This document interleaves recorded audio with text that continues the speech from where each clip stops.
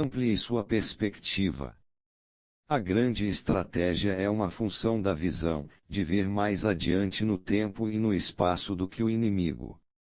O processo de previsão não é natural, só podemos viver no presente, que é a base para nossa consciência, e nossos desejos e experiências subjetivas reduzem nosso campo visual. Elas são como uma prisão na qual habitamos.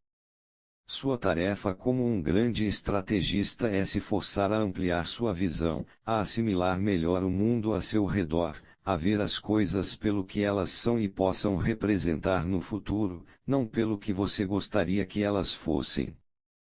Todos os acontecimentos têm uma razão, uma cadeia causal de relacionamentos que fazem que eles aconteçam. Você tem de penetrar fundo nessa realidade, em vez de ver apenas a superfície das coisas.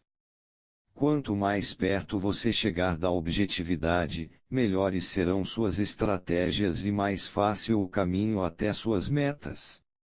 Você pode dar um passo nessa direção tentando sempre olhar o mundo pelos olhos das outras pessoas, inclusive, mais seguramente, os olhos de seu inimigo antes de travar uma guerra.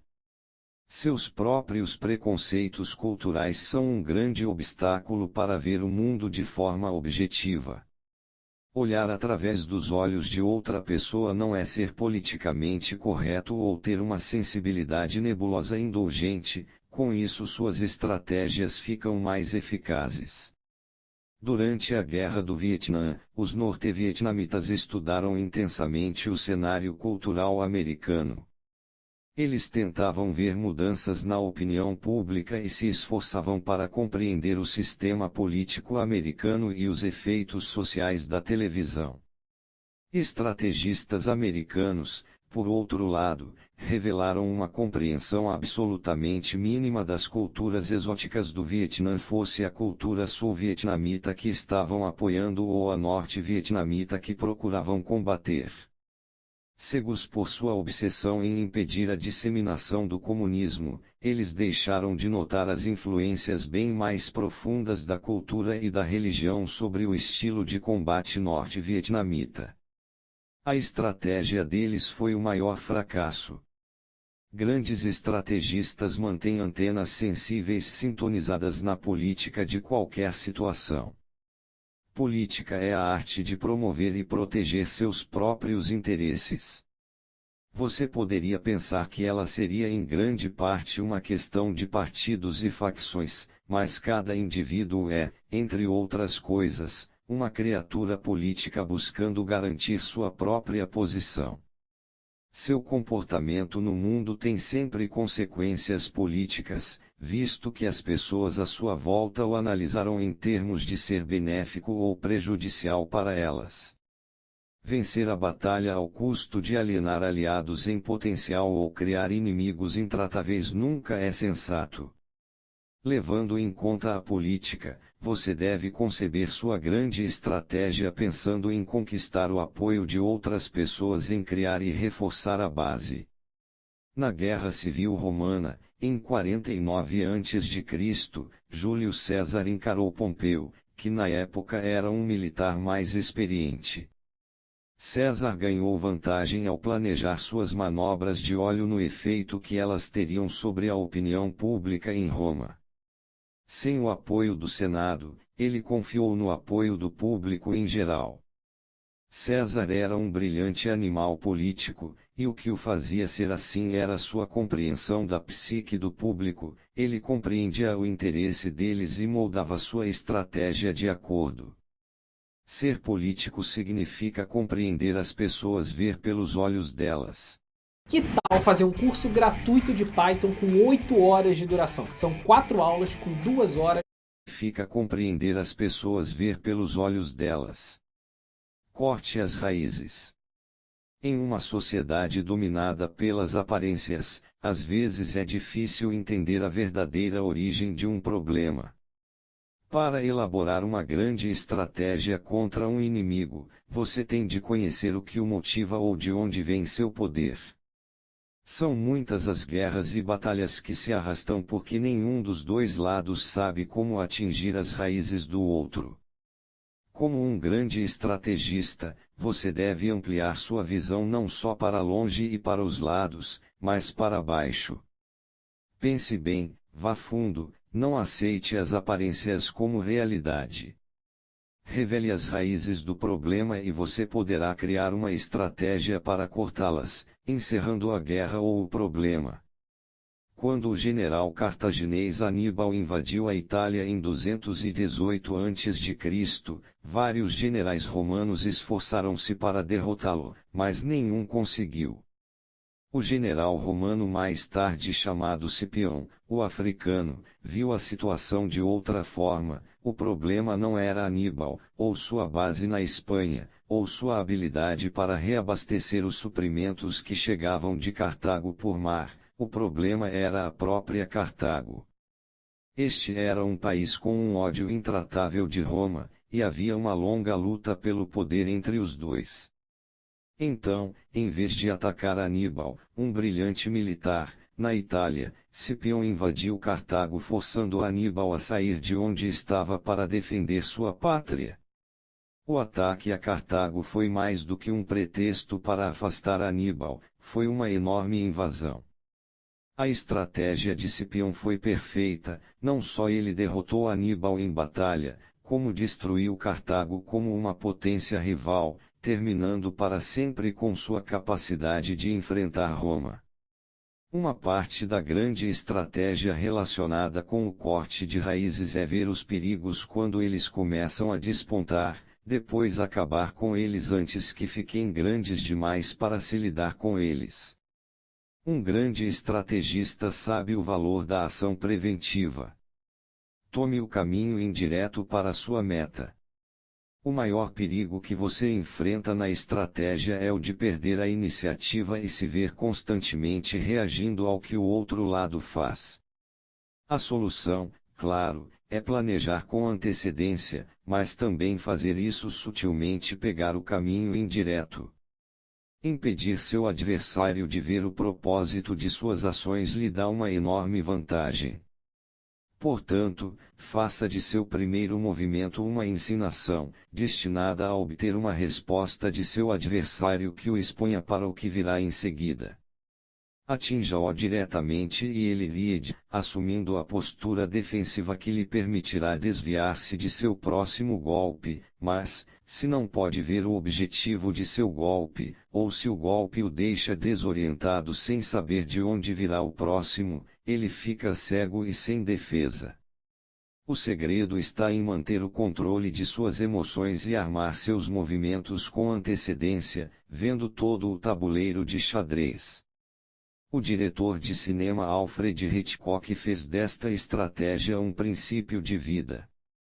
Todas as suas ações eram uma ensinação destinada a produzir resultados no final. Ele pensava com calma antes e dava um passo de cada vez. Seu objetivo era fazer um filme à altura de sua visão original, sem se deixar corromper pela influência de atores, produtores e outros membros da equipe que necessariamente surgiam mais tarde. Ao controlar cada detalhe do roteiro, ele tornava quase impossível a interferência do produtor.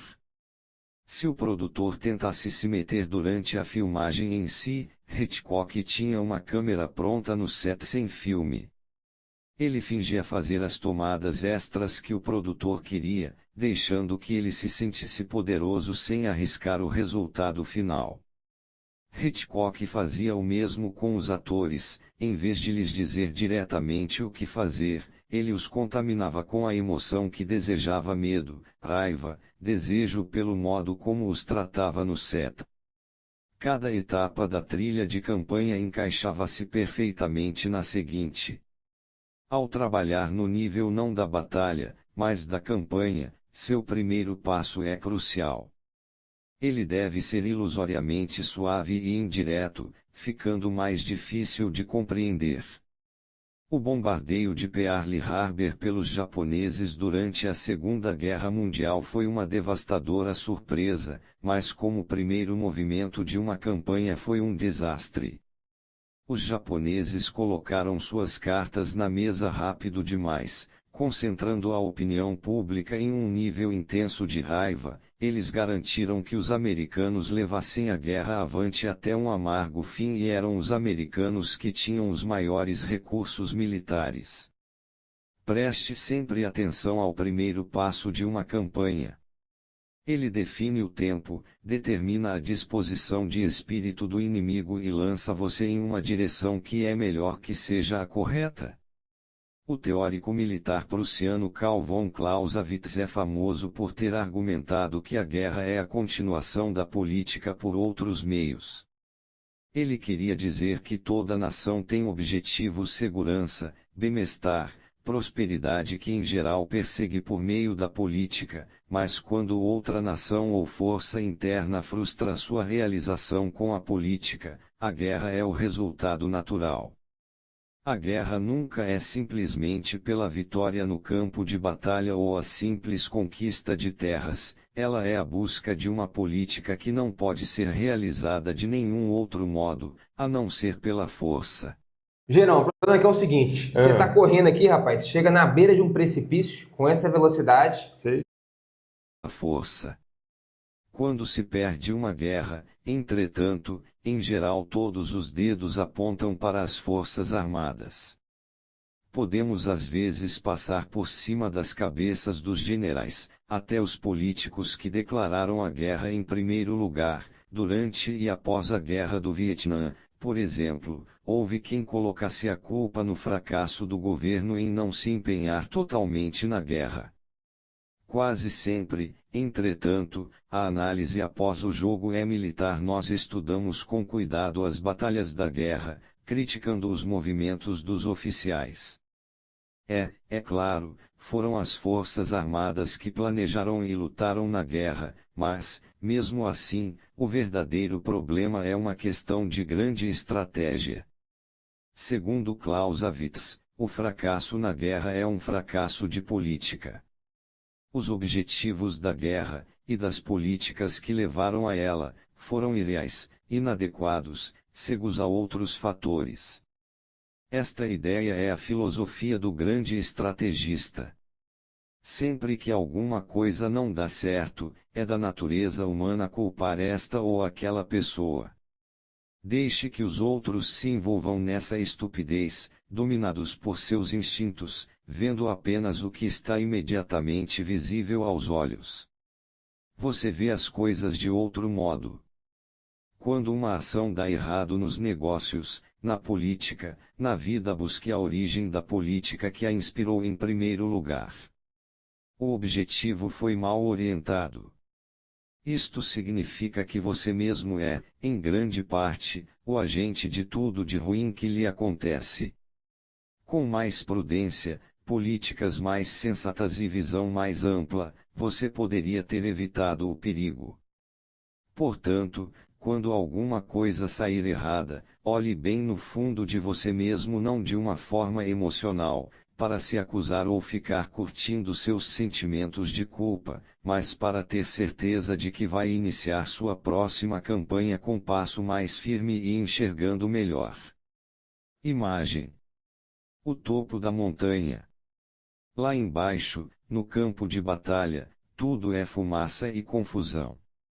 É difícil distinguir amigo de inimigo, ver quem está vencendo, prever o que o inimigo vai fazer em seguida.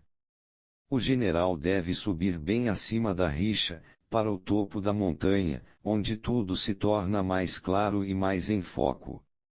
Ali ele pode ver mais além do campo de batalha os movimentos das reservas, o campo inimigo, como a batalha será no futuro.